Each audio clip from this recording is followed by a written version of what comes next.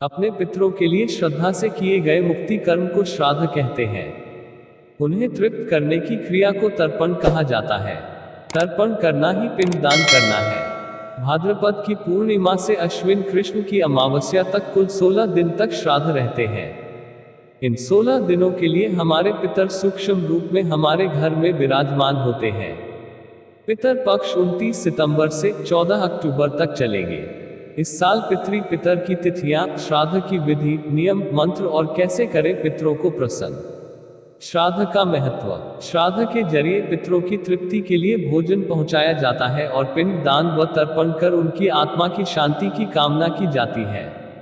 श्राद्ध से जो भी कुछ देने का हम संकल्प लेते हैं वह सब कुछ उन पूर्वजों को अवश्य प्राप्त होता है और पूर्वज परिवार को खुशहाली का आशीर्वाद देते हैं। जिस तिथि में जिस पूर्वज का स्वर्गवास हुआ हो उसी तिथि को उनका श्राद्ध किया जाता है। जिनकी परलोक गमन की तिथि ज्ञान न हो उन सबका श्राद्ध अमावस्या को किया जाता है। श्राद्ध विधि पौराणिक ग्रंथों के अनुसार श्राद्ध करने की भी विधि होती है। यदि पूरे विधि विधान से श्राद्ध कर्म न किया जाए तो मान्यता है कि वह श्राद्ध कर्म निष्फल होता है और पूर्वजों की आत्मा अतृप्त ही रहती है। शास्त्रसम्मत मान्यता यही है कि किसी सुयोग्य विद्वान ब्राह्मण के जरिए ही श्राद्ध कर्म, पिंड दान, तर्पण करवाना चाहिए। श्राद्ध कर्म में पूरी श्रद्धा से ब्राह्मणों को तो दान दिया ही जाता है, साथ ही यदि किसी गरीब जरूरतमंद की सहायता भी आप कर सके तो बहुत पुण्य मिलता है। इसके साथ साथ गाय, कुत्ते, कौवे आदि पशु पक्षियों के लिए भी भोजन का एक अंश जरूर डालना चाहिए। इन्हें भोजन डालते समय अपने पितरों का स्मरण करना चाहिए। मन ही मन उनसे श्राद्ध ग्रहण करने का निवेदन करना चाहिए। यदि संभव हो तो गंगा नदी के किनारे पर श्राद्ध कर्म करवाना चाहिए, नहीं तो घर पर भी इसे किया जा सकता है। जिस दिन श्राद्ध हो उस दिन ब्राह्मणों को भोज करवाना चाहिए। भोजन के बाद दान दक्षिणा देकर भी उन्हें संतुष्ट करें। श्राद्ध पूजा दोपहर के समय शुरू करनी चाहिए। योग्य ब्राह्मण की सहायता से मंत्रोच्चारण करें और पूजा के पश्चात जल से तर्पण करें। श्राद्ध का भोजन। श्राद्ध करने के लिए किसी ब्राह्मण को आमंत्रित करें, भोज कराएं और अपनी सामर्थ्य के अनुसार दक्षिणा भी दें। श्राद्ध के दिन अपनी सामर्थ्य या इच्छानुसार खाना बनाएं। आप जिस व्यक्ति का श्राद्ध कर रहे हैं उसकी पसंद के मुताबिक खाना बनाएं जो उचित रहेगा। श्राद्ध के दिन लहसुन प्याज रहित सात्विक भोजन ही घर की रसोई में बनना चाहिए, जिसमें उड़द की दाल, बड़े, चावल, दूध, घी से बने पकवान, खीर, मौसमी सब्जी जैसे तोरई, लौकी, सीतफल, भिंडी, कच्चे केले की सब्जी ही भोजन में मान्य है। मान्यता है कि श्राद्ध के दिन स्मरण करने से पितर घर आते हैं और अपनी पसंद का भोजन कर तृप्त हो जाते हैं। खाने में लहसुन प्याज का इस्तेमाल न करें। श्राद्ध कर्म से पितर गण के साथ देवता भी तृप्त होते हैं। श्राद्ध तर्पण हमारे पूर्वजों के प्रति हमारा सम्मान है। इसी से पितर ऋण भी चुकता होता है। श्राद्ध के 16 दिनों में अष्टमुखी रुद्राक्ष धारण करें। इन दिनों में घर में 16 या 21 मोर के पंख अवश्य लाकर रखें। शिवलिंग पर जल मिश्रित दुग्ध अर्पित करें। घर में प्रतिदिन खीर बनाएं। भोजन में से सर्वप्रथम गाय, कुत्ते और कौए के लिए ग्रास अलग से निकालें। माना जाता है कि यह सभी जीव यम के काफी निकट है। इनसे पितरों को भोजन मिलता है। कौन कौन कर सकता है तर्पण, पिंडदान। शास्त्रों के अनुसार पितर गणों का श्राद्ध कर्म करने के लिए वर्ष में 96 अवसर मिलते हैं। साल के 12 माह में 12 अमावस्या तिथि को भी श्राद्ध किया जा सकता है। श्राद्ध कर्म करने से 3 पीढ़ियों के पूर्वजों को तर्पण किया जा सकता है। श्राद्ध 3 पीढ़ियों तक होता है। श्राद्ध पुत्र, पोता, भतीजा या भांजा करते हैं। जिनके घर में पुरुष सदस्य नहीं है उनमें महिलाएं भी श्राद्ध कर सकती हैं। पितर पक्ष में सभी तिथियों का अलग अलग महत्व है। जिस व्यक्ति की मृत्यु जिस तिथि पर होती है पितर पक्ष में उसी तिथि पर श्राद्ध कर्म किए जाते हैं। तिथि अनुसार श्राद्ध का महत्व। पूर्णमासी के दिन श्राद्ध आदि करता है उसकी बुद्धि, पुष्टि, स्मरण शक्ति, धारणा शक्ति, पुत्र पौत्रादि एवं ऐश्वर्य की वृद्धि होती। वह पर्व का पूर्ण फल भोगता है।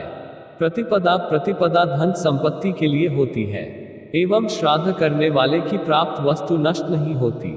सप्तमी, जो सप्तमी को श्राद्ध आदि करता है उसको महान यज्ञों के पुण्य फल प्राप्त होते हैं। अष्टमी, अष्टमी को श्राद्ध करने वाला संपूर्ण समृद्धि प्राप्त करता है। नवमी, नवमी को श्राद्ध करने से ऐश्वर्य एवं मन के अनुसार अनुकूल चलने वाली स्त्री को प्राप्त करता है। दशमी, दशमी तिथि का श्रद्धा मनुष्य ब्रह्मत्व की लक्ष्मी प्राप्त कराता है। द्वादशी, द्वादशी तिथि के श्राद्ध से राष्ट्र का कल्याण तथा प्रचुर अन्न की प्राप्ति कही गई है। त्रयोदशी के श्राद्ध से संतति, बुद्धि, धारणाशक्ति, स्वतंत्रता, उत्तम पुष्टि, दीर्घायु तथा ऐश्वर्य की प्राप्ति होती है। एकादशी का श्राद्ध सर्वश्रेष्ठ दान। श्राद्ध न किया जाए तो पितर गृहस्थ को दारुण शाप देकर पितृलोक लौट जाते हैं। एकादशी का श्राद्ध सर्वश्रेष्ठ दान है। वह समस्त वेदों का ज्ञान प्राप्त कराता है। उसके संपूर्ण पाप कर्मों का विनाश हो जाता है तथा उसे निरंतर ऐश्वर्य की प्राप्ति होती है। किस तिथि पर किनका श्राद्ध करें? पूर्णिमा तिथि से पितर पक्ष आरंभ होता है। प्रतिपदा तिथि पर नाना नानी के परिवार में किसी की मृत्यु हुई हो और मृत्यु तिथि ज्ञात न हो तो उसका श्राद्ध प्रतिपदा पर किया जाता है। पंचमी तिथि पर अगर किसी अविवाहित व्यक्ति की मृत्यु हुई है तो उसका श्राद्ध इस तिथि पर करना चाहिए। अगर किसी महिला की मृत्यु हो गई है और मृत्यु तिथि ज्ञात नहीं है तो उसका श्राद्ध नवमी तिथि पर किया जाता है। एकादशी पर मृत सन्यासियों का श्राद्ध किया जाता है। जिनकी मृत्यु किसी दुर्घटना में हो गई है उनका श्राद्ध चतुर्दशी तिथि पर करना चाहिए। सर्वपितृ मोक्ष अमावस्या पर ज्ञात अज्ञात सभी पितरों के लिए श्राद्ध करना चाहिए। जिनकी अकाल मृत्यु हुई हो उनका श्राद्ध चतुर्दशी तिथि को किया जाता है। षष्ठी तिथि को श्राद्ध कर्म जो संपन्न करता है उसकी पूजा देवता भी करते हैं। पितर पक्ष में गीता पाठ करने के लाभ। पितर पक्ष अश्विन माह की प्रतिपदा तिथि 29 सितंबर से शुरू होंगे। इसका समापन 14 अक्टूबर को आश्विन मास की कृष्ण पक्ष की अमावस्या पर होगा। पितर पक्ष में मृत्यु की तिथि के अनुसार श्राद्ध किया जाता है। अगर किसी मृत व्यक्ति की तिथि ज्ञात न हो तो ऐसी स्थिति में अमावस्या तिथि पर श्राद्ध किया जाता है।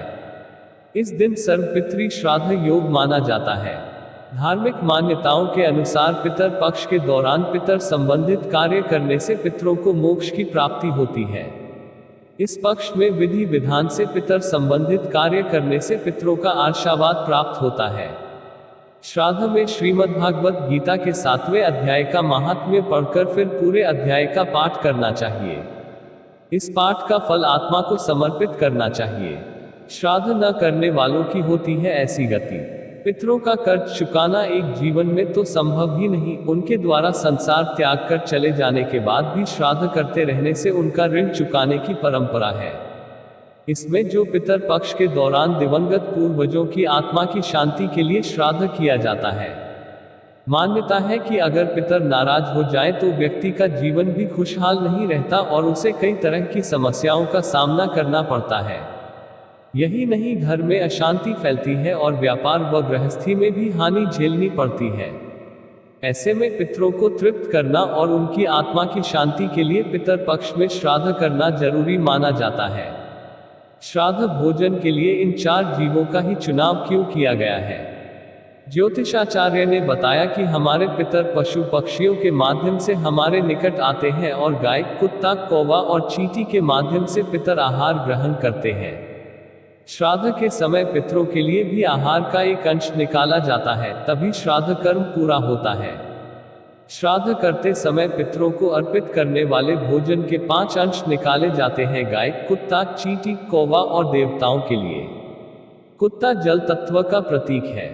चींटी अग्नि तत्व का प्रतीक है। कौवा वायु तत्व का प्रतीक है। गाय पृथ्वी तत्व का प्रतीक है।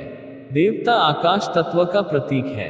इस प्रकार इन 5 को आहार देकर हम पंच तत्वों के प्रति आभार व्यक्त करते हैं। केवल गाय में ही एक साथ 5 तत्व पाए जाते हैं, इसलिए पितर पक्ष में गाय की सेवा विशेष फलदायी होती है। पितरों को खुश रहने के लिए श्राद्ध के दिनों में विशेष कार्य करना चाहिए, वही इस दौरान कुछ बातों का ध्यान रखना भी जरूरी है। श्राद्ध करने के लिए ब्रह्मवैवर्त पुराण जैसे शास्त्रों में बताया गया है कि दिवंगत पितरों के परिवार में या तो ज्येष्ठ पुत्र या कनिष्ठ पुत्र, और अगर पुत्र न हो तो नाती, भतीजा, भांजा या शिष्य ही तिलांजलि और पिंड दान देने के पात्र होते हैं। पितरों के निमित्त सारी क्रियाएं गले में दाएं कंधे में जनेऊ डालकर और दक्षिण की ओर मुख करके की जाती है। कई ऐसे पितर भी होते हैं जिनके पुत्र संतान नहीं होती है या फिर जो संतानहीन होते हैं। ऐसे पितरों के प्रति आदर पूर्वक अगर उनके भाई भतीजे भांजे या अन्य चाचा ताऊ के परिवार के पुरुष सदस्य पितरपक्ष में श्रद्धापूर्वक व्रत रखकर पिंडदान, अन्नदान और वस्त्र दान करके ब्राह्मणों से विधि पूर्वक श्राद्ध कराते हैं तो पितर की आत्मा को मोक्ष मिलता है। आलू, मूली, बैंगन, अरबी तथा जमीन के नीचे पैदा होने वाली सब्जियां पितरों को नहीं चढ़ती है। श्राद्ध का समय हमेशा जब सूर्य की छाया पैरों पर पड़ने लग जाए यानी दोपहर के बाद ही शास्त्र सम्मत है। सुबह सुबह अथवा 12 बजे से पहले किया गया श्राद्ध पितरों तक नहीं पहुंचता है।